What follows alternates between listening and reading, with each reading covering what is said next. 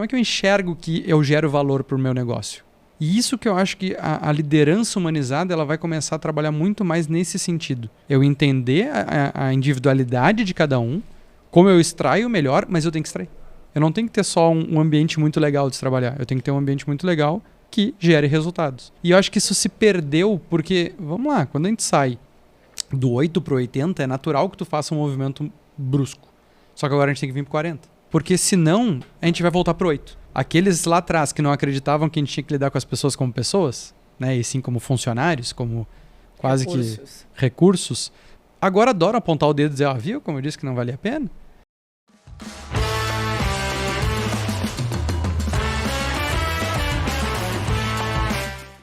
Olá, seja bem-vindo a mais um episódio do Café Empreendedor. Eu sou o Leandro Rodrigues, sempre aqui ao meu lado são a Érica Martins, do @Leituras de Negócios, e o Vinícius Giusti, do @VG Resultados.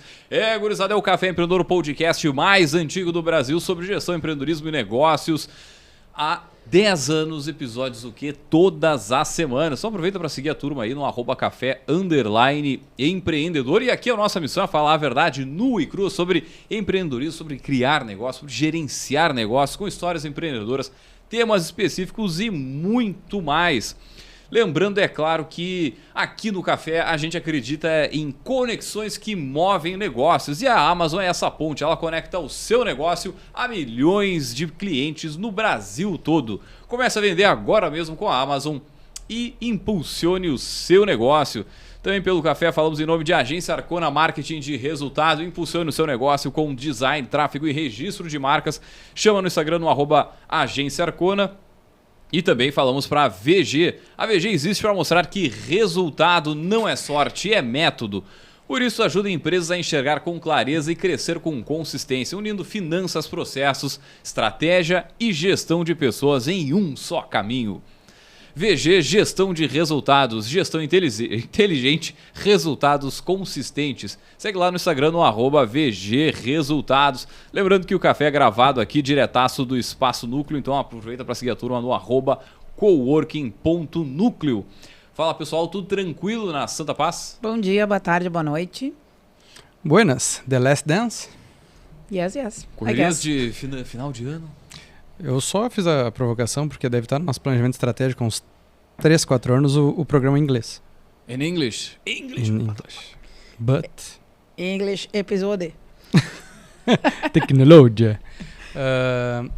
Cara, mas para quem está nos escutando, este é o último programa que estamos gravando em 2025, que vai para o ar ainda em 25 ou primeiro de 26? 25. Ainda em 25. Então, ainda em 2025, estamos gravando o último episódio, porque nós também tiramos férias.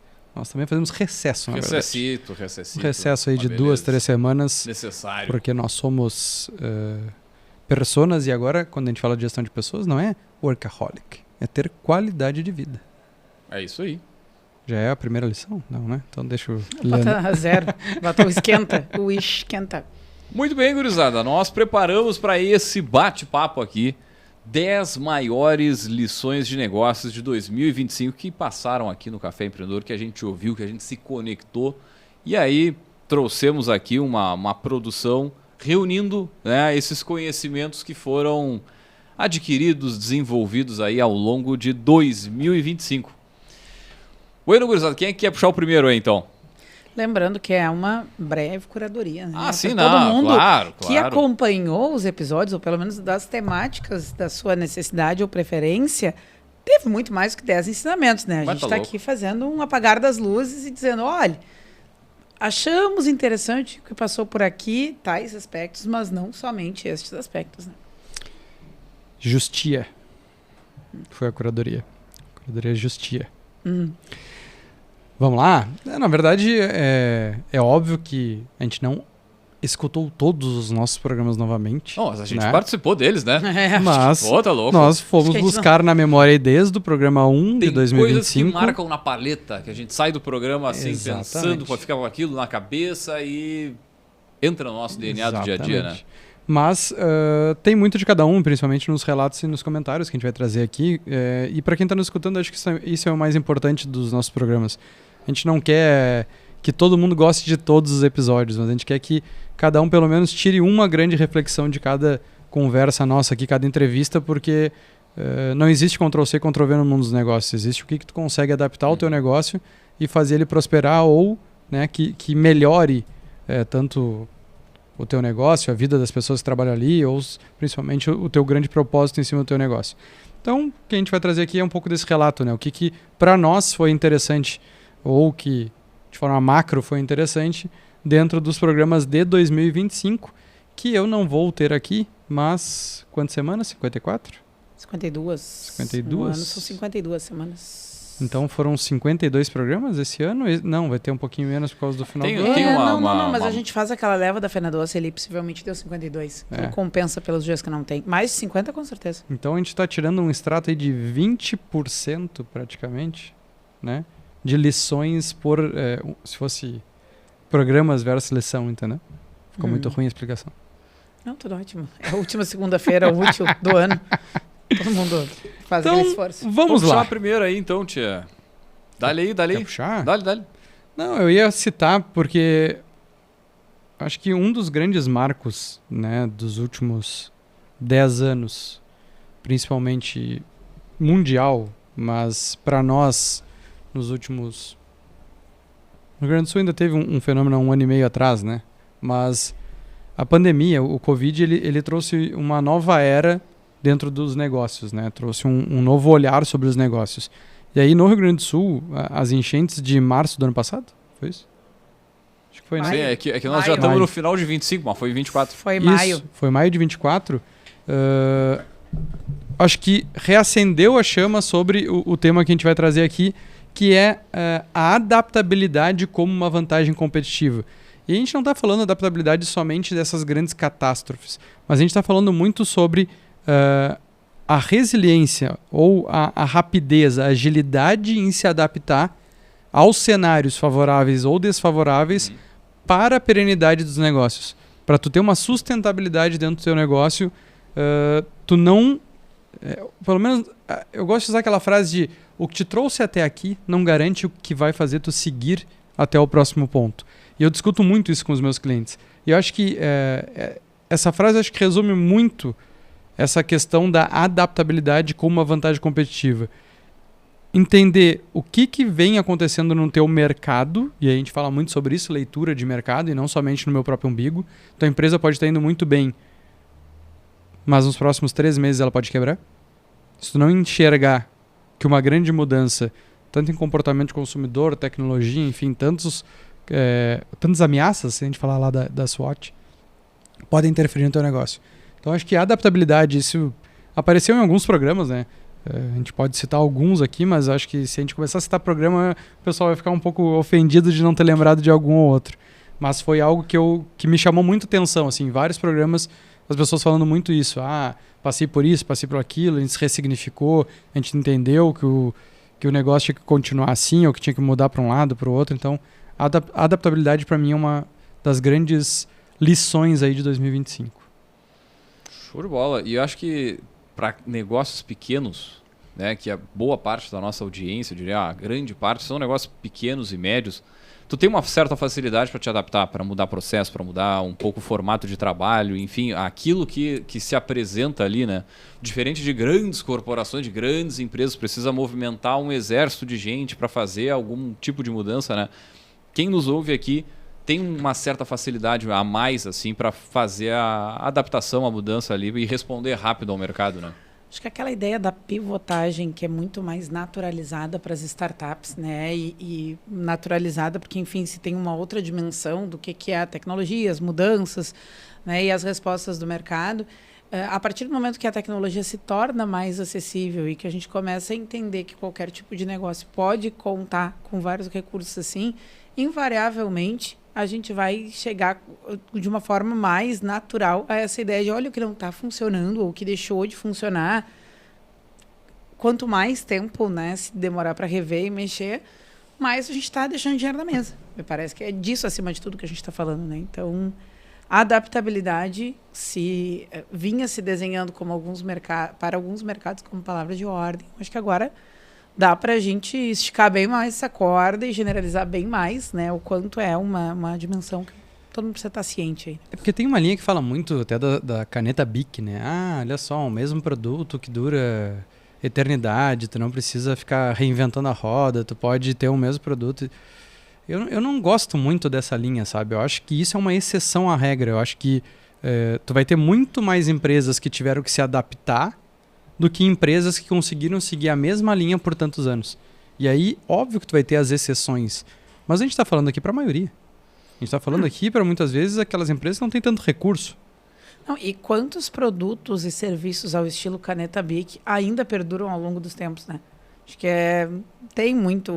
também tem a caneta Bic, tá? Tem a caneta azul caneta, tá?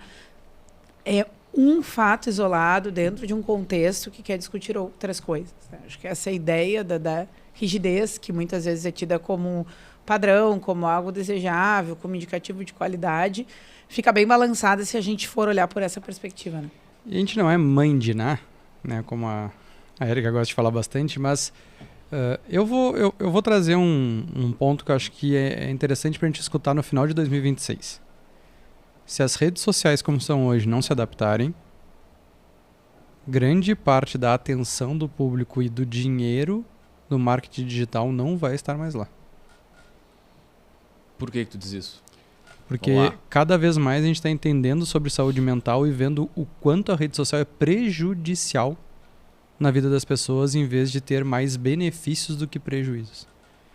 Eu acredito que em 2026 isso vai começar a ser trabalhado de uma forma muito mais com mais clareza para as pessoas, e as marcas vão entender do que seguir nessa dopamina, seguir nessa loucura que tu tenta deixar as pessoas 10, 12 horas presas no celular com uma qualidade de vida baixa. Não sei, uma previsão. Uma reflexão aí do Vinícius. Eles vão ter que se adaptar também. Não, cara, eu não concordo nem discordo de ti, mas eu, assim, sobre essa questão pontual, para mim, o algoritmo ele vai continuar entendendo o teu comportamento. Na medida que ele te entende, ele te entrega aquilo que tu quer. Muitas vezes aquilo que tu quer, entre aspas, ou que o teu cérebro quer, não é aquilo que remunera o negócio. Aliás, é aquilo que remunera o negócio, mas não é aquilo que te faz bem. Né? É essa reflexão que tu traz. Mas por que essa grande empresa, digamos assim, ela vai te limitar esse acesso? Ela vai perder o tempo de audiência?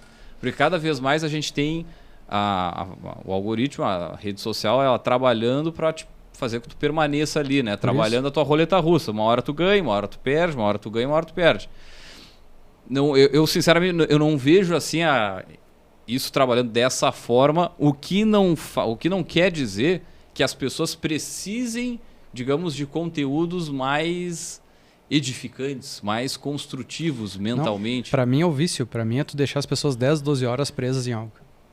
Para mim esse é o problema. Não, eu não digo que não seja um problema, não, mas não é o suficiente para, digamos, a rede social. Não, a partir de agora vai ser diferente. Não, mas eu acho que vai ter uma outra resposta do consumidor.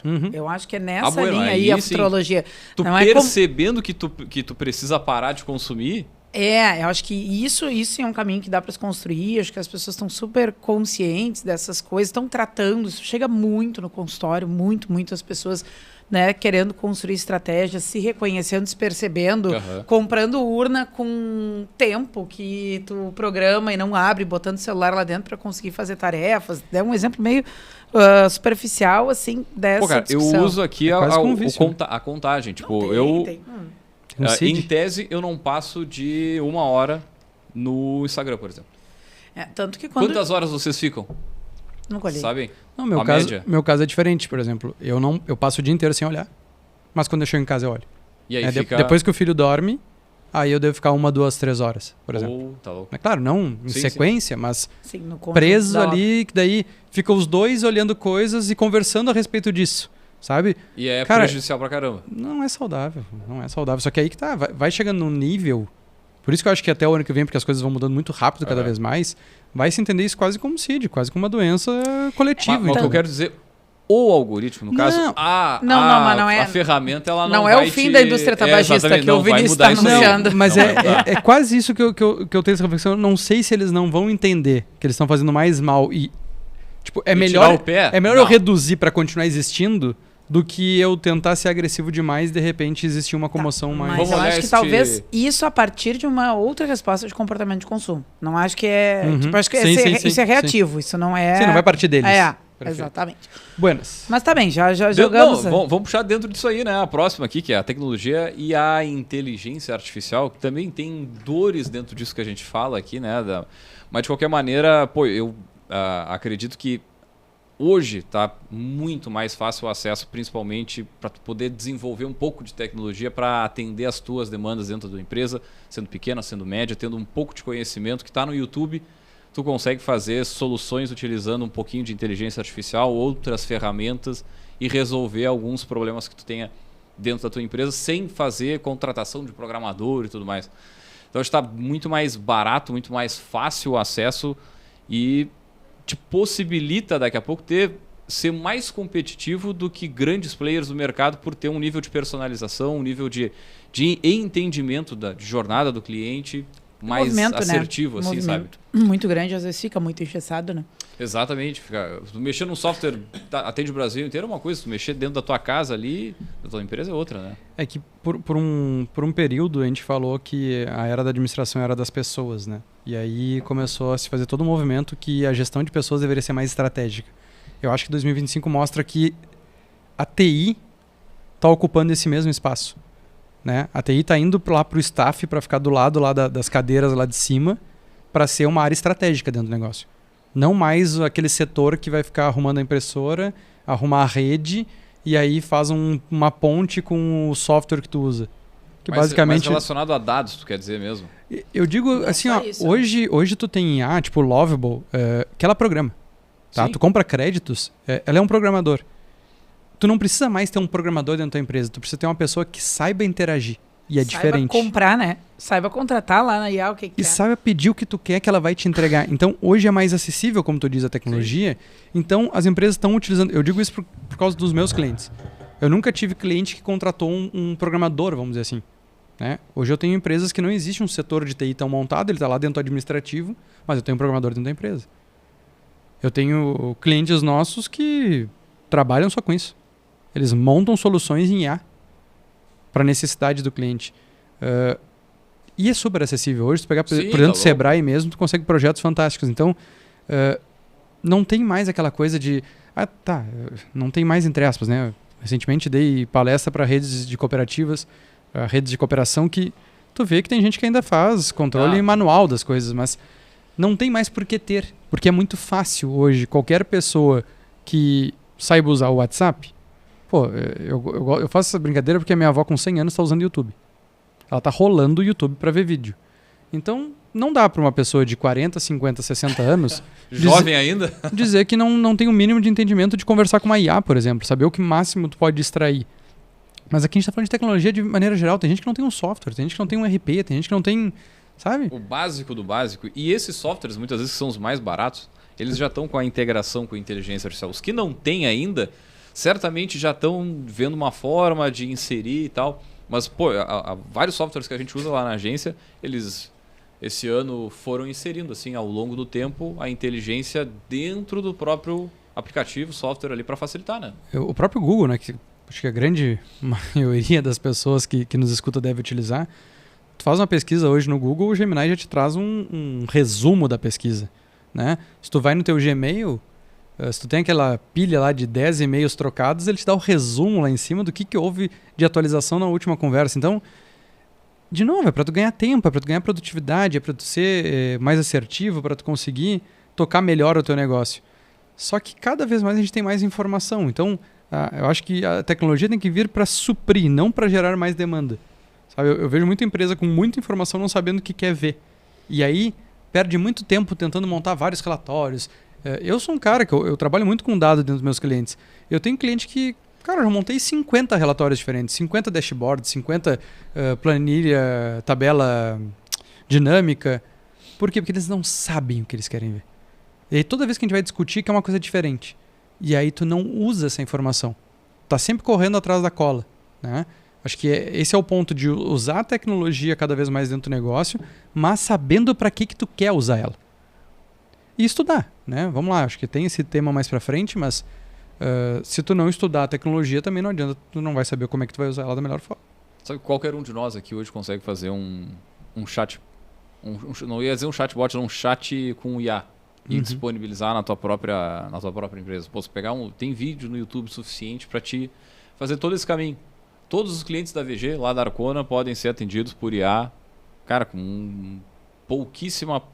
Não é nem programação, vamos colocar assim, a arquitetação da coisa, que não chega a ser uma programação, é só arquitetar as ferramentas ali, aponta daqui para lá e vai. Eu sou bem generalista aqui, mas, cara, é fácil. Não é como tu aprender programação para daí fazer qualquer coisa. Então, daqui a pouco pega aquele profissional que já te atende no TI, que já é mais atinado, e investe numa qualificação aí para conseguir te atender nessas demandas da empresa. Muito que bem. Vamos para a terceira, então? Cara, a terceira, eu vou costrar ela de uma forma um pouquinho diferente, tá?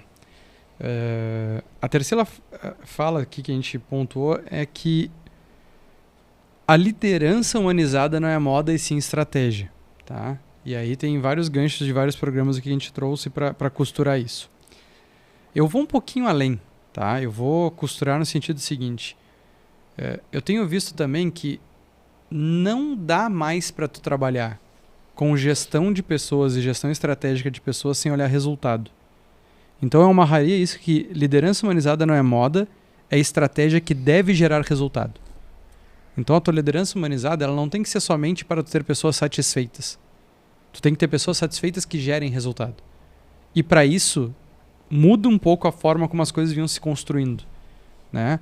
Quando se começar a se falar sobre cultura organizacional, que muito se bateu que cultura organizacional não era lá a mesinha de pimbolim, a geladeira cheia de cerveja, mas não se entrava nos méritos de tu criar uma gestão de pessoas que dê suporte e apoios para as lideranças, mas que ao mesmo tempo enxergue como tu diz que essa pessoa realmente entrega valor para o teu negócio. Porque eu vejo que essa é uma grande dificuldade. Se eu perguntar para a Erika, como é que tu tangibiliza dentro do teu emprego que tu é uma boa profissional? Que tu entrega? Que aí a gente vai bater lá nos KPIs, indicadores, né? Aquela coisa, mas é isso. Como é que eu tangibilizo? Como é que eu enxergo que eu gero valor para o meu negócio? E isso que eu acho que a liderança humanizada ela vai começar a trabalhar muito mais nesse sentido. Eu entender a individualidade de cada um, como eu extraio o melhor, mas eu tenho que extrair. Eu não tenho que ter só um ambiente muito legal de se trabalhar. Eu tenho que ter um ambiente muito legal que gere resultados. E eu acho que isso se perdeu porque, vamos lá, quando a gente sai do 8 para o 80, é natural que tu faça um movimento brusco. Só que agora a gente tem que vir para 40. É bem 40, tá? Mas tá. Porque senão a gente vai voltar para 8. Aqueles lá atrás que não acreditavam que a gente tinha que lidar com as pessoas como pessoas, né? E sim como funcionários, como quase que recursos, agora adoram apontar o dedo e dizer, viu como eu disse que não valia a pena? Fica tratando as pessoas, morreu o gatinho, tu fica com pena? Né? Não é do 8 para 80, mas é entender o seguinte, ok, essa pessoa ela tem esses pontos, mas eu preciso metrificar ela, eu preciso enxergar o que ela está entregando para mim. Tá bom ou tá ruim? Será que ela sabe? Eu acho que quando se chega nessa conversa que você está trazendo agora e que ela está acontecendo aí no dia a dia, que a gente, né, quando para olhar, né, pessoas até da área fazendo essa discussão e que vão nesse sentido que está dizendo, a gente também tem que admitir, vamos dizer assim, que muitas vezes se escancar estruturas de gestão que não estão definidas. A criatura não tem como saber se ela está gerando valor ou não, porque não foi nem dito para ela o que era esperado que ela fizesse. Como é que a gente vai metrificar? Tem-se uma prática, né, de metrificar, de acompanhar, de sistematizar dados, resultados. Eu acho que a realidade cobra isso, e isso, de novo, escancara realidades de muitos negócios que se tornaram grandes, sólidos, rentáveis e por aí vai, mas baseado num misto de oportunidade de mercado, com sorte, com pessoa certa na hora certa, com timing, com uma série de coisas, e não necessariamente com estruturas de gestão fortes, vamos dizer assim, né? Acho que tem isso na roda também, acho que cai no colo, entre aspas, do RH, no sentido de que desenvolvimento de lideranças tem a ver especificamente com essa pasta, Mas, na verdade, muitas vezes lá também não tem aquilo que precisa para poder fomentar essa outra perspectiva, sabe? Esse outro paradigma de enxergar por que esse, entre aspas, trata bem pessoas, né? E aí, de novo, o RH lá em cima como estratégia, né? Entendendo, tá, mas, de novo, por que essa meta? Por que os vendedores têm que vender essa quantidade? Por que a gente vende produto A e não produto B? Por que quando o cliente reclama de preço, o gestor fala, não pensa em preço, pensa em valor? Muitas vezes não é explicado óbvio, né? Então, é difícil as pessoas entenderem por que elas estão lá. Ou, muitas vezes, a forma como é apresentada é muito sucinta, muito básica. Ah, não perde tempo, né, com isso. Fica muito difícil sem compartilhar quais são as razões de ser ali, né? Por que a estratégia é como é, ou por que as escolhas são como são, né? Enfim, tem coisa aí. E a quarta lição, Leandro? Vamos lá, então. Sustentabilidade é requisito. A gente não teve nenhum programa pontual sobre ESG, mas a gente percebeu em algumas falas, né? E a gente também sabe a importância que esse tema tem. Pô, lá no evento que eu participei, no Sim 360, o evento em si ele era caracterizado por isso, por ser um evento ESG. Então, questão não só de lixo, mas toda a intervenção humana, de alguma forma, ela tem uma contrapartida. Né? Então, isso é legal de ver e até mesmo no desenvolvimento dos conteúdos. Então, na medida que o Vinícius vai dar uma palestra, a Erika vai dar fazer uma oficina, né? Tu ter momentos um pouco mais humanos, assim, de respirar, de dar uma baixada na adrenalina, aquela coisa de evento. Isso também era colocado como uma questão de ESG, porque a gente vai para um lado mais ambiental, né? Acho que num primeiro momento a gente costuma associar de maneira mais direta, mas também tem outras áreas. Eu acho que é legal a gente trazer essa abrangência que é o tema e, claro, cara, cada empresa tem um momento também, né? Então, ver o momento que a tua empresa está, o que tu consegue inserir, daqui a pouco, de pouquinho em pouquinho, tu vai vendo que tu vai fazendo uma baita de uma diferença, né? Não, eu ia dizer só que eu ia pelo um outro lado também, que tá me vendo a marca empregadora, né? Não vem o termo em inglês aqui. Employer branding. Também essa questão do propósito da empresa está contando muito, né? Não somente tu ter uma vaga legal, tu pagar um salário legal, mas a gente já falou várias vezes aqui, em várias palestras, de como as pessoas escolhem onde trabalhar. Então, tu ter essas bandeiras, tu ter esses propósitos bem definidos, faz diferença para as pessoas quererem trabalhar na tua empresa. Então, seja o SG, seja outras bandeiras de inclusão, diversidade, equidade, como a gente teve com a Lisiane aqui, são importantes, se elas são de verdade, óbvio, né? Se elas não são só para cumprir ali um calendário de SG. Mas acho que isso é importante, assim, esse propósito e o que tu quer deixar de marca como empresa. Acho que isso é um ponto legal, assim, de trazer. Isso aí arrasta pra caramba, né? Eu acompanho o Sicredi, que como agência a gente atende, né? Uma cooperativa forte. E é interessante ver como essa questão da cultura, do propósito, ela arrasta, né? As pessoas têm o desejo de trabalhar na cooperativa por toda a entrega, além do produto financeiro, a gente chama lá os produtos não financeiros, né? Ou seja, é a entrega para a comunidade. Dá um exemplo para vocês aqui. O Fundo Social no Brasil inteiro, esse ano não, já há alguns anos ele entrega algumas vezes mais que o Criança Esperança. Então, assim, o Criança Esperança é algo que tem uma mídia, por causa da Globo, obviamente, assim, gigantesca, e não estou reduzindo a importância. Mas só para a gente colocar na balança, assim, né? Na medida que tu usa os teus serviços financeiros dentro da cooperativa, uma parte volta para a comunidade, cara, e essa parte ela é algumas vezes maior que Criança Esperança, com projetos sociais, com coisas natureza semelhante, assim. O que é legal do Sicredi é que, como as agências, as unidades são locais, né? Tipo ali, regionais, todo o recurso daquela unidade fica para a comunidade da sua unidade. Isso é legal, isso é legal. Porque tu vai lá, doa no Criança Esperança. Tá, vai para onde? Vai para o Rio, vai para São Paulo. Eu não moro no Rio nem em São Paulo, eu moro aqui na minha região. Eu quero o investimento aqui, quero que o dinheiro fique aqui, né? Que gire na comunidade que eu vejo que precisa, né? E isso a gente vê nesse... Só que isso é legal porque, cara, lá eu percebo pelo menos todo esse trabalho de ESG fortíssimo assim, e como ele resulta na satisfação das pessoas, por um lado, e outro lado facilita a atração de talento, né? Então... é uma ferramenta fortíssima, não só pelo bem da comunidade, mas de maneira estratégica para o próprio negócio, né? Muito que bem. Érica, quero te escutar então agora da nossa quinta lição. Tô te achando tão pensativa. Aprendendo com os amigos. Bom, a quinta lição da nossa curadoria aqui dos episódios nos convida a pensar que a experiência do cliente vale tanto quanto o produto, né? Isso é uma discussão relativamente nova, né? Claro, se a gente olhar de um jeito macro, mas essa ideia da experiência do cliente, experiência do colaborador, né? De olhar o passo a passo, de simular, de tentar entender que ideias, que opiniões, que percepções a pessoa vai criando na medida em que entra em contato com a tua estrutura. É claro, se discute muito isso também, né, no caso dos colaboradores, mas aqui a gente quer trazer pela questão, né, do cliente. Acho que, de novo, né, com o acesso a tudo, né, não é só a informação, é todo o tipo de acesso que a tecnologia traz, não me parece que, salvo casos muito específicos, o produto por si só vai sustentar alguma relação de consumo.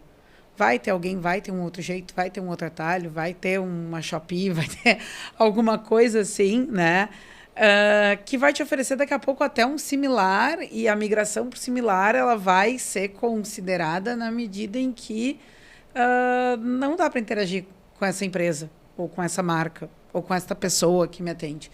Né? Acho que, de novo, a gente volta com outra roupagem para discussões que atravessam a história aí da gestão de negócios, né? Que vão ter a ver com atendimento, né? Com coisas dessa linha, e com o quanto a gente consegue até mesmo empatizar, né? Com aquele outro lado que vai entrar em contato. Vocês concordam com a nossa 8ª lição, acredito eu, que fala que o mundo está mais híbrido? Nas relações comerciais também. E eu fico pensando que tem muita marca que não entendeu isso ainda.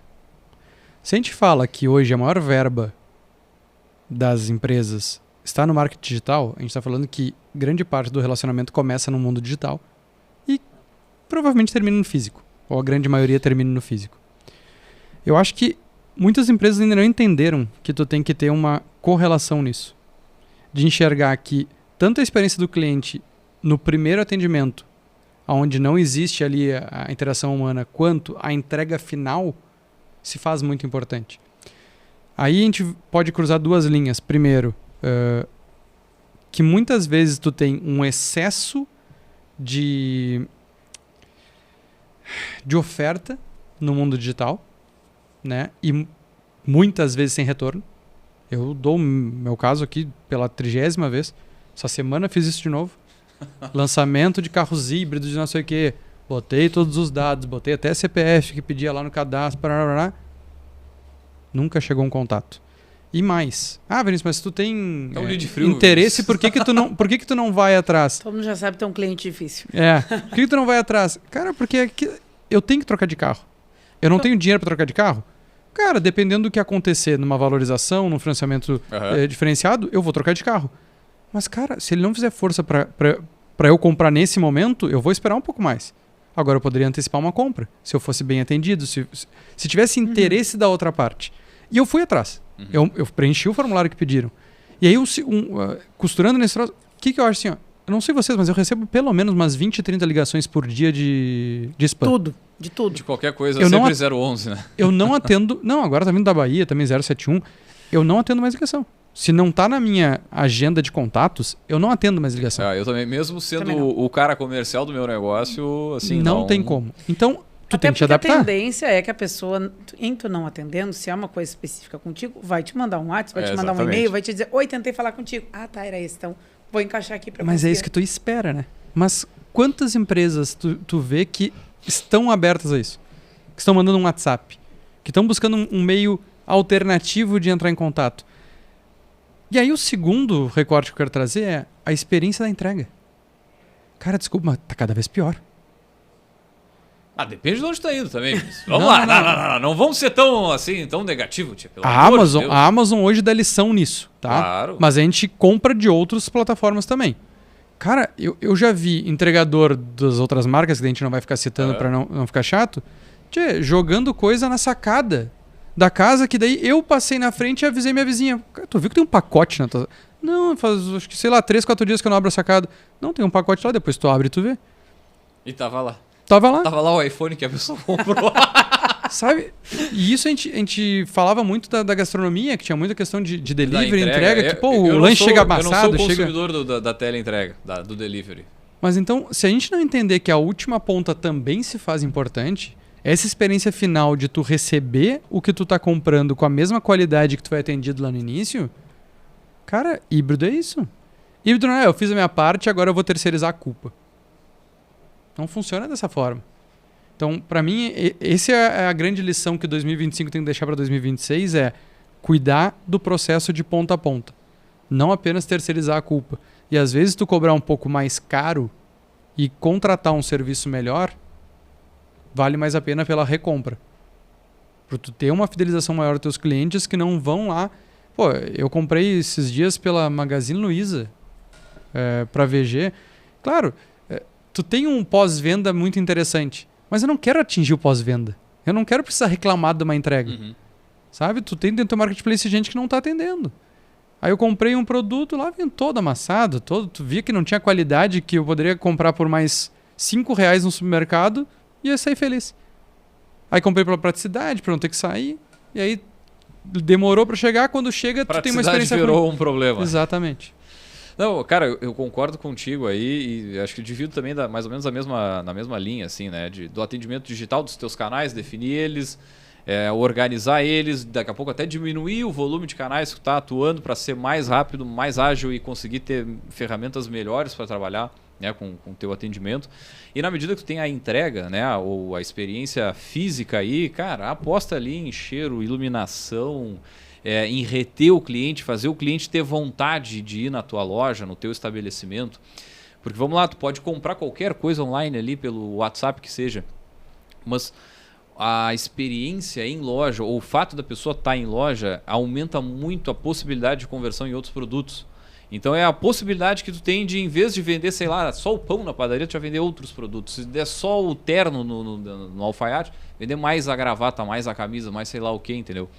Então, para mim, essa dinâmica do atendimento, de ter a turma treinada, e também está cada vez mais difícil, a gente fala em gestão de pessoas, mas ter um treinamento comercial, não tirador de pedido comercial, tem uma diferença absurda nisso, de receber as pessoas, entender as pessoas, ouvir, saber perguntar, saber se colocar, e acho que tudo isso vai trabalhando, né, a experiência do teu cliente dentro do teu estabelecimento. Já vamos puxar aqui a sétima, né? A gente deu uma cortada na ordem aqui, fomos para a oitava, mas vou voltar para a sétima, porque eu acho que ela vai nessa linha do que tu está propondo aqui, Leandro, que é o fato de que habilidades comportamentais impactam mais do que técnica. Né?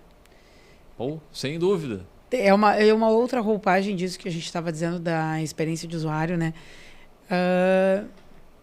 Técnica é replicável com relativa facilidade, né? No sentido de, se eu me estruturei para ensinar, se eu desenvolvi uma estratégia de capacitação, né? Aquela coisa do senta do lado do mais velho que tu vai aprender, não, né? Mas uma coisa estruturada consegue criar um caminho para que a técnica seja ensinável e replicável. Mas a habilidade comportamental, que ela às vezes é muito mais circunstancial do que possivelmente previsível, aí a gente entra numa outra coisa, né? Como é que tu seleciona? O quê? Como é que tu traz essas pessoas? Como é que tu chega nelas? Meu processo seletivo o que tu faz com quem tu tem na mão? Também é a pergunta aí, né? Onde tu coloca as pessoas que tu tem, né? Mas o nosso processo seletivo, ele já vai muito mais para comportamento que técnica.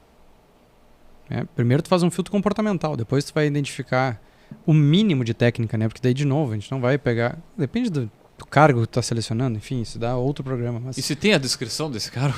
Do que a pessoa precisa saber, né? Mas aqui, já vem batido há alguns anos a questão do comportamento mais que a técnica, mas na prática cada vez está se vendo isso acontecer mais, assim, de principalmente tomar decisões rápidas a respeito disso, né? De não ficar... Porque aí a psicóloga vai me corrigir, mas é muito mais difícil tu mudar um comportamento do que mudar um conhecimento técnico. Uhum. E muitas vezes é quase que... Não, e acho que nem vamos chegar neste ponto mais complexo de mudança, né? Transmitir mesmo. A pessoa que chegou lá, o quadro em branco, tá? Inexperiente, recém começando no mercado, ou recém começando naquele segmento. E aí? Né? Como é que tu ensina? A técnica me parece muito mais formatado, né? Tem caminhos muito mais pacificados de como fazer do que propriamente... Até porque muitas vezes quando a gente vai ensinar habilidades comportamentais, parece que a gente está fazendo um papo de ser meio que pai e mãe da criatura, né? Pô, na tua casa não te ensinaram isso? O básico... Eu mandei para vocês uma postagem que a empresa é uma creche de pessoas adultas, né? Me lembra muito esse tipo de discussão, assim, porque é isso, muitas vezes são coisas que... O que tu mais vê nesse dia a dia? Exatamente nesse ponto. Eu acho que é gente que não consegue entender que em todas as situações profissionais, principalmente com clientes, aquela pessoa também é um representante da marca. Acho que gente falando mal do lugar que trabalha, se aliando com o cliente ali na hora, tipo assim, eles estão fazendo isso contigo, pois é, trabalhar que é horrível, eles fazem isso comigo também. Pô, sabe onde eu vejo isso quase todos os dias que eu vou no local? Supermercado. Caixa do supermercado com a pessoa que está ali empacotando. Cara, de 10 vezes que eu vou, 8 eu escuto uma conversa sobre eu não aguento mais isso aqui, faltam tantas horas, ou amanhã eu não vou precisar vir. É sempre uma conversa... Posições de trabalho estressantes, né? E exatamente por isso, eu não estou, né, pelo amor de Deus, condenando as pessoas, mas assim, tu vê que é um trabalho que tu precisa ter uma ginástica emocional grande ali para aguentar aquele fluxo de gente, aquela pressão, aquela correria, assim... Eu condenaria as pessoas, assim. Eu acho que essa questão, tá, de tu conseguir... conseguir transmitir, moldar, terrível essa expressão que eu usei, tá? Ensinar, construir habilidades comportamentais, ela é bem mais complexa se a pessoa não consegue enxergar como parte daquele local. Né? Porque daí se cria uma estrutura meio suspensa ali, né? Uma parte é a empresa, outra parte é o cliente, tá? E tu é o quê? Tu não é o cliente, e tu trabalha para a empresa. E eu acho que muito da dificuldade da questão da habilidade comportamental tem a ver com isso. Sabe? Com essa coisa que, de novo, vai voltar com aquela cara de ensinamento de casa, que é no sentido de coisa tão básica, tá? Que tu faz parte disso aqui. A empresa é tu também. Eu queria entrar nesse detalhe porque tem uma linha aí falando muito, não tem que dizer para os colaboradores que eles têm que pensar como dono, porque dono é tu, eles não têm que saber sobre isso, sobre aquilo. Eu concordo em partes, tá? Porque... Eu vou fazer uma analogia meio ruim, tá? Mas vou fazer.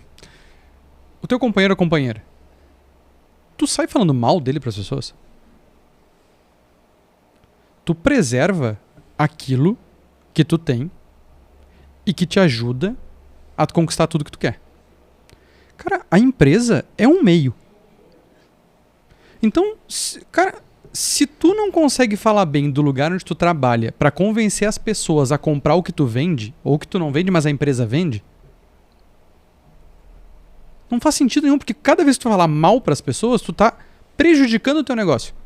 Se tu tá prejudicando o teu negócio, meu amigo ou minha amiga, tu vai ficar sem emprego logo logo. Então qual é a lógica nesse ecossistema? Eu quero passar um tempo aqui? Então passa tempo em outro lugar. Passa tempo onde tu seja mais feliz. Sabe? Cara, não faz sentido. Óbvio, assim, tô romantizando, vai ter lugar ruim, óbvio que vai ter lugar ruim.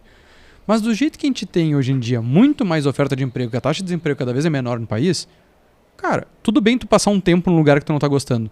Mas não para de procurar um lugar que tu possa ser mais feliz. Pelo amor de Deus. Mas até porque... E essa postura, ela também não vai te ajudar a migrar. Ela não vai te ajudar a chegar no lugar que tu quer, né? Então... vamos que daqui a pouco tu atenda alguém, né, prestação de serviço, ou até mesmo, né, em comércio, assim, tu atenda alguém que poderia ser um empregador teu, ou alguém responsável por algum processo seletivo, enfim, pessoas que poderiam te dar outras oportunidades. Não é por pena do teu sofrimento com aquilo ali que vão te tirar. Ele tá tão esgotado que tá falando mal do lugar. Não, quando ele fica esgotado, ele fala mal do lugar. Né? Então, acho que é isso, assim, acho que por mais que isso pareça uma coisa meio de se proteger contra o lugar que faz mal, no fundo isso é uma forma de demonstrar que, tipo assim, é difícil para mim ser profissional. Né? Porque se eu ainda estou aqui, seja pela via que for... Não estou aguentando esse tranco aqui. Tem que segurar o rojão e dançar a música que está tocando ali. Né? Tá bem, filosofamos bastante. Maravilha, vamos próxima. para a penúltima. Essa aqui o Leandro gosta. Entre nós três aqui, ele é o cara que tem mais facilidade, principalmente quando a gente vai a eventos, congressos, relacionamentos seguem sendo um ativo estratégico. Tecnologia aproxima, mas relacionamento sustenta. Cara, brincadeiras à parte, mas o Leandro tem uma facilidade absurda de se comunicar com as pessoas e principalmente de iniciar uma conversa. Eu tenho muita dificuldade com isso. Eu converso muito bem com as pessoas, mas iniciar uma conversa para mim... Sou cara de pau. Como diria minha mãe, é uma laje. Desinibido, podemos usar uma palavra mais bonita, mas é que pode ter diferença de terminologia, tá? E a gente vê que, pelo menos as últimas palestras que eu fui, falavam muito isso, assim, a IA é um grande diferencial, mas tu usar o teu instinto com a IA faz muita diferença. E aí trazer esse instinto para esse relacionamento com as pessoas. Eu tenho um cliente que eu adoro, assim, o que ele fala, me pega muito, que às vezes a gente briga, mas ele gasta muito tempo conversando com pessoas que não vão gerar nada de imediato para ele. Mas ele acessa a informação de mercado através dessa rede de relacionamento dele, que sustenta toda a grande decisão dele. Então, por exemplo, cara, ele tem um fornecedor que ele nunca compra do cara. Não, fica tirando tempo, mas cara. Não tira tempo, mas ele recebe conversa. Ele gasta, entre aspas, o tempo que ele não tem, porque ele não tem. E o tempo do vendedor? Não, o vendedor também, às vezes ele vai comprar um pouquinho outro, mas não é o foco dele. Mas ele, entre aspas, gasta esse tempo porque ele acessa muita informação. Cara, eu ampliaria esse teu pensamento, até trazendo de um publicitário brasileiro, não vou me lembrar o nome dele agora, que lástima, mas que ele cria campanhas, e para criar uma campanha, outro dia a gente eu falei em algum lugar, não sei se foi aqui, se foi numa palestra nossa, um evento, algo, que eu acredito muito nos generalistas, né, de pessoas que conhecem... Na banca da incubadora. Na banca da incubadora. Que conhecem muitas coisas, mas assim, não sendo específico assim, numa coisa, falava mais de negócio, eu não sou o cara do nicho. Eu gosto de pensar de forma mais generalista. E na medida que tu tem esse tipo de abordagem, onde tu conversa com o pedreiro, tu conversa com a pessoa do bar, tu conversa com um jogador de futebol, tu conversa com um artista, o que eu quero dizer? Tu acaba gerando um volume de repertório na cabeça, de entendimento de várias camadas da sociedade que te permite pensar em produto, pensar em campanha. No caso, falando da publicidade, cara, eu particularmente acredito muito, né, nesse poder, assim. E se tu levar isso para dentro do mercado, cara, é óbvio que vai te trazer muito conteúdo se tu souber perguntar. E aí é que tá o ponto. Saber perguntar, saber ir atrás.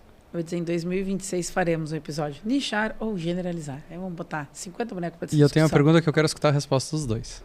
Olha aí. Dependendo só do Leandro, vai ter. Não. Se a gente fala que relacionamento é um ativo estratégico, a gente pode comprar relacionamento? A gente pode comprar network? Eu não acredito. Mas... Lá não sei, eu respondi aqui, PhD em networking na prática, né? Quem sou eu para ter uma opinião diferente? Não, eu quero te escutar depois, Érica. Cara, não acredito. Não, é que eu acho assim, acho que tem gente que consegue construir relações, né? Claro, nesse contexto que a gente fala aqui, né? De relações para negócios, onde as pessoas percebem isso. Claro, eu estou falando de processos muito sutis, quase invisíveis, que se eu me associar com esta pessoa, eu vou receber algo. Tá? E claro, aí também vai da habilidade do outro lado de te dou algo se tu me der algo, né? Porque me parece que não tem neste campo muito como ser de outra forma. A gente fala de trocas, né? Do networking se sustenta quando os dois lados recebem alguma coisa.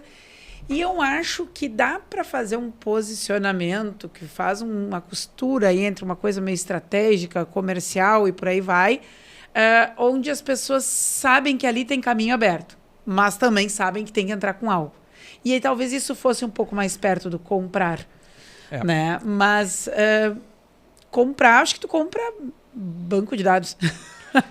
conta de rede social, mailing. Mas o que vamos definir também o que é acesso. Tá, tu compra acesso. Tá, tu pode conhecer. Tipo, eu conheço um monte de gente nesses eventos que a gente participa aí com o Café Empreendedor no Brasil inteiro.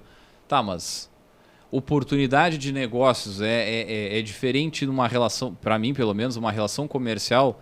Tu precisa ter um relacionamento mais verdadeiro, onde tu tenha isso que a Érica traz, uma troca de verdade, uma troca do tipo, eu tô até te ensinando isso, tá me ensinando aquilo. E aí é que tá, beleza. Isso tanto não é natural ou orgânico em todos os casos, que as pessoas criam os clubes de negócio, né? Que as pessoas criam lá células, clubes e ligas e coisas assim, que tem isso, que tem a ideia de criar uma irmandade, onde as pessoas ali se indiquem primeiramente, se façam negócios entre elas, enfim, tem um mercado no networking organizado, vamos dizer assim, que tem crescido bastante. Com certeza. Né, que ele tem a ver com isso. Bom, né, vamos garantir acesso. Mas daqui a pouco o que vem ali na contrapartida não é nem o acesso ou de fato fazer negócios entre si. Para mim é mais assim, é uma questão educacional. Tá, tu frequenta um clube e aí tá, naquele clube se falam determinados assuntos, tu tem uma troca de conteúdo, de educação mais genuína, mas vamos lá, né? Negócio mesmo. É que alguns são com regras, né? Mas tem coisas com regras. Eu acho que, para mim, esse é o ponto. Assim, eu acho que tu até pode investir em network, tu pode investir em relacionamentos, mas a sustentabilidade, aquilo que realmente vai valer a pena, ela tem que ser uma troca que os dois lados entendam que vão sair ganhando.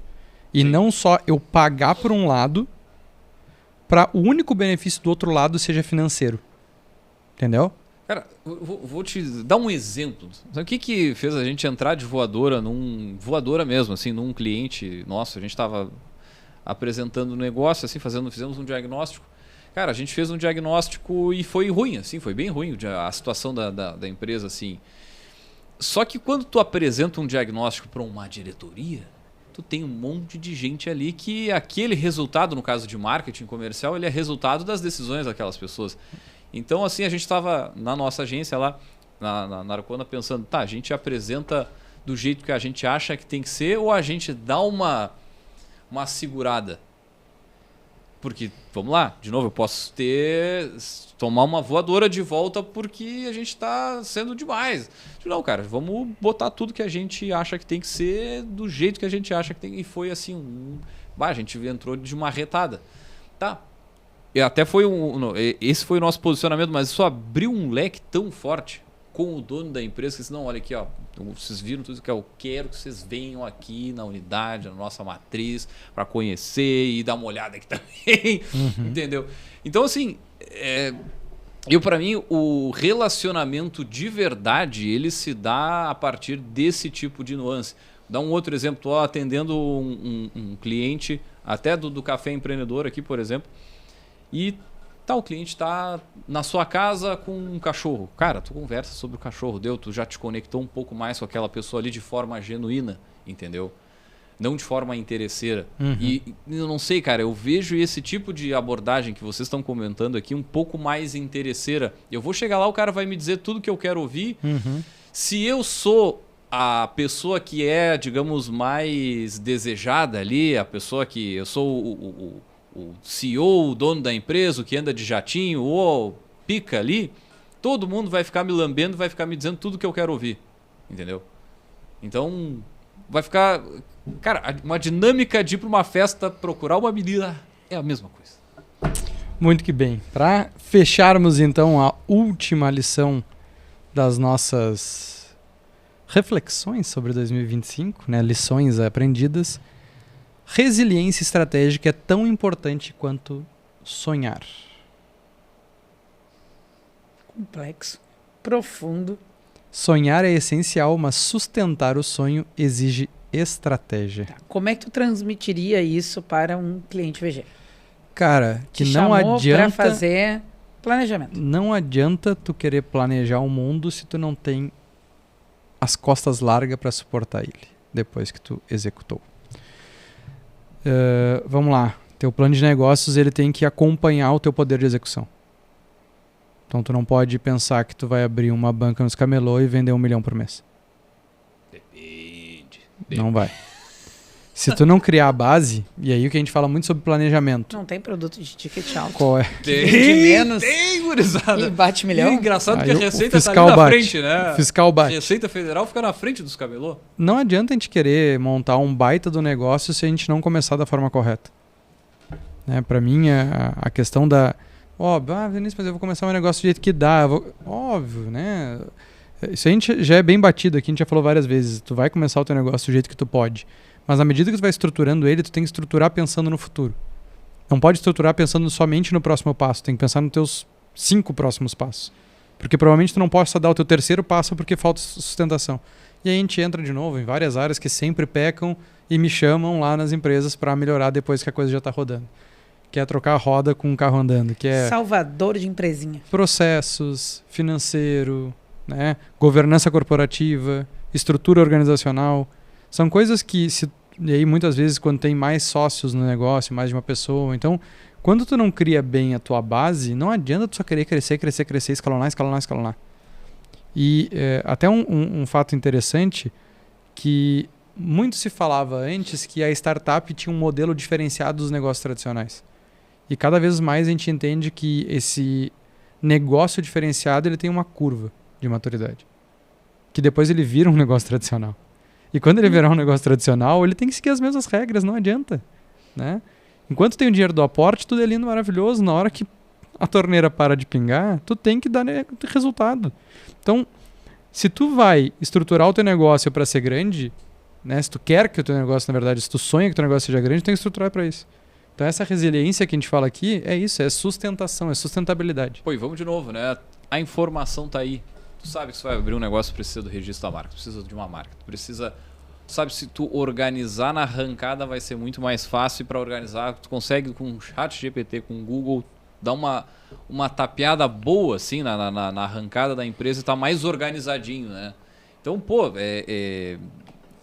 a gente vem aí, a gente tá há 10 anos falando desse tipo de coisa. Aí há 10 anos atrás era um pouco mais difícil o acesso, era um pouco mais complicado ali, mas já dava para tu sair fazendo com um curso do Sebrae já, dando aquela organizada, mas a gente sabe que muitas realidades elas não são essas, né? São pessoas que começam empreendendo para fazer uma renda extra, para fazer, mas mesmo assim dá para organizar e tá mais tranquilo aí para crescer, para conseguir olhar isso que não é mais um bico, né? Como um empreendimento, alguma coisa que vai te, de fato, te remunerar. Isso que tu fala aí, eu sempre lembro de uma frase do Rocky Balboa: não importa o quanto você bate, sim quanto aguenta apanhar e continuar seguindo em frente, e é assim que se ganha. Né? Mas o que eu gostaria sempre de colocar nessa frase é: também não dá para tentar bater do mesmo jeito, tem que mudar a estratégia muitas vezes. Né? E o fato de mudar a estratégia me lembra a conversa que a gente teve com o seu Paulo, tem a empresa há 45 anos. Né? Quantas vezes ele teve que, ao longo dessa história, mudar produto, formato, entrega, para continuar no mercado, né? Ele comentava lá, se quem quiser buscar, passou pelo Plano Real. O Plano Real foi a coisa pior que aconteceu pro negócio dele, foi o tal do Plano Real. Bina, cara. Ele tinha serviço de Bina. Então, pager. Uma empresa também. que na sua essência, há 45 anos, é uma empresa de tecnologia, né? Hoje, mais... Cada vez mais. Mas assim, tu imagina isso nos anos 80 lá, nos anos 90? Falar de tecnologia e acompanhar esse crescimento. Eu resumiria o nosso programa de hoje aqui, as 10 lições que a gente trouxe, de uma forma que não é nada novo. Tá? Se a gente parar para pensar, tudo que a gente falou aqui nos últimos anos vem sendo falado, de repente com uma roupagem diferente ou com mais ênfase em um ou outro. Mas tem uma frase que eu gostei que a nossa curadoria trouxe, que é: se a gente pudesse resumir 2025 em uma frase, talvez fosse: negócios são feitos de pessoas, decisões e capacidade de adaptação. Fechando esse parênteses, eu quero perguntar para quem está nos escutando: é algo novo para ti? Tenho certeza que não. Agora me responde: nos últimos 5 anos, o que tu fez dentro do teu negócio para tratar melhor as pessoas, tomar melhores decisões e se adaptar melhor ao que acontece lá fora? Essa é a reflexão que eu dou. Pausa dramática. Muito bem, gurizada. Com essa pausa dramática, nós vamos puxar diretaço aí o nosso Gotas de Inspiração.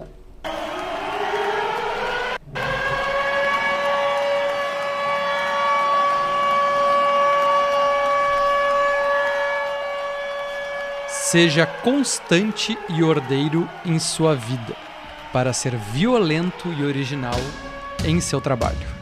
Barbaridade. Essa combina até com a trilha, né? Meu Deus do céu. Porradinha, né? Casou dessa vez, ficou ali no Just in Time.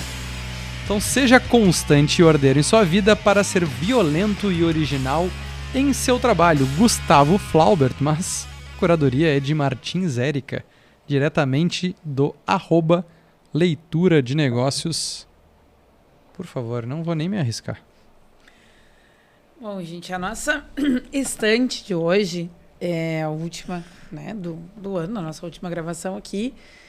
E eu escolhi, na minha avaliação, o livro mais significativo que eu li em 2025, né? Esse, pra mim, de todos que eu li, foi assim, que mais trouxe coisas que ficaram reverberando depois do término da última página, que é um livro intitulado Disciplina é Destino, o Poder do Autocontrole. Né? Então, o autor é o Ryan Holiday. Ele tem um outro livro que é bem famoso, O Ego é Seu Inimigo, né? E um que ficou mais comercial e popular, Diário Estoico, uma coisa assim. Tem umas reflexões, né? Pô, esse outro eu trouxe aqui no início do ano. Esse outro livro eu trouxe aqui no início do ano, O Ego é Seu Inimigo. É dele também. Esse livro, ele faz uma defesa aqui em 270, se não me falha a memória, 271 páginas, né? Sobre o poder da disciplina, né? Mas, claro, como ele transita para essa coisa do estoicismo, assim, é umas coisas mais, tipo... Essa frase que está escolhida para o Gotas, ela é uma frase que está citada aí dentro, né? Ela não é uma frase de autoria do livro. Mas é bem nessa pegada. É bem assim, tipo... Em alguns momentos ele fala, né, sobre o domínio de si, o domínio do corpo, essas coisas todas. E ele vai trazer isso, né? O poder da disciplina e sustentar essa razão do o quanto tu consegue te disciplinar é a métrica de como vai ser o teu destino em todos os sentidos, né? Saúde, finanças, trabalho, relacionamento e por aí vai.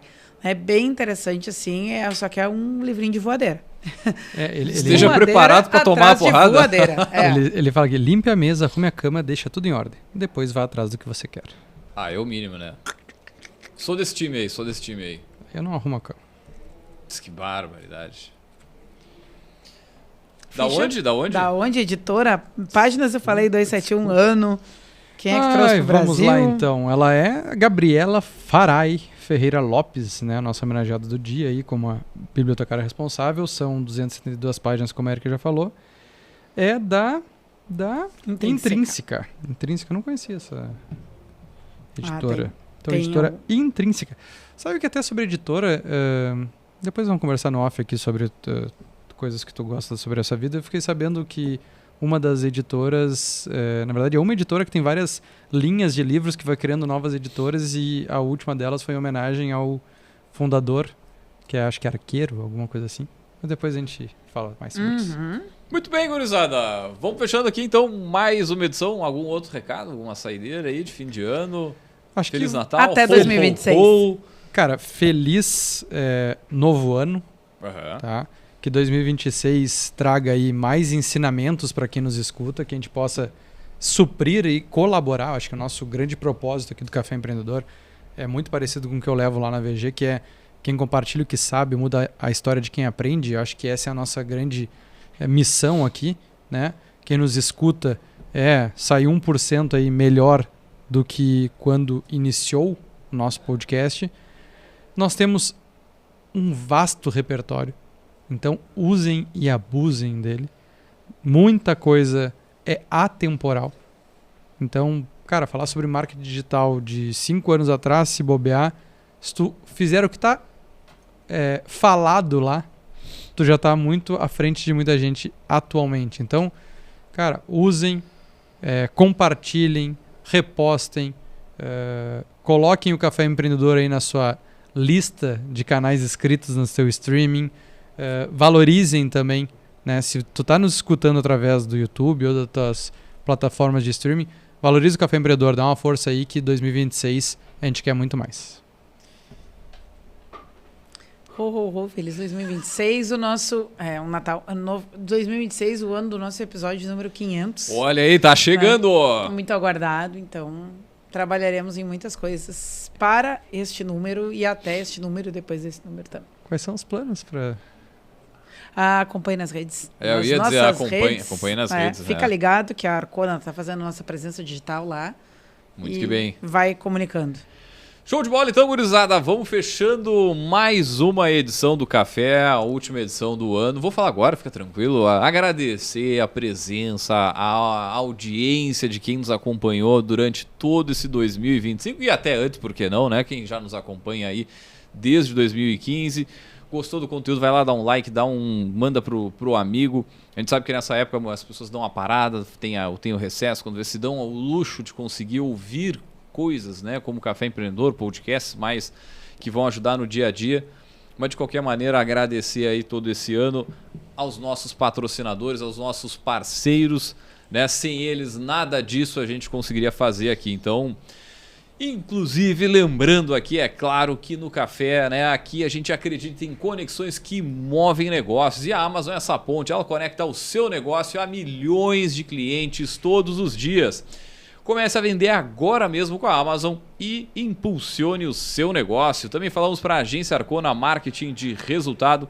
Impulsione o seu negócio com design, tráfego e registro de marcas. Chama lá no Instagram no @Agência Arcona. E também, é claro, falamos para a VG Gestão de Resultados. Gestão inteligente e resultados consistentes. Segue no @VG Resultados lá no Instagram. E também, é claro, lembrando que a gente sempre fala aqui com os nossos parceiros, com o Espaço Núcleo, então aproveita para seguir a turma aí no @coworking.núcleo.